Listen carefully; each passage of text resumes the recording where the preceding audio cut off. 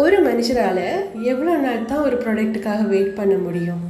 ஆமாங்க, ஆகஸ்ட் 15ஆம் தேதி இந்த அவுட்ஃபிட்டை அனுப்பி எனக்கு இதுக்கு செட் ஆகிற மாதிரி செட் வேணும் அப்படின்னு கேட்டிருந்தாங்க, கஸ்டமைஸ் பண்ணி தர சொல்லி. நேற்று தாங்க ஃபுல்லாக கம்ப்ளீட் பண்ணி பார்சல் அனுப்பினேன்னு சொன்னால் நம்புவீங்களா?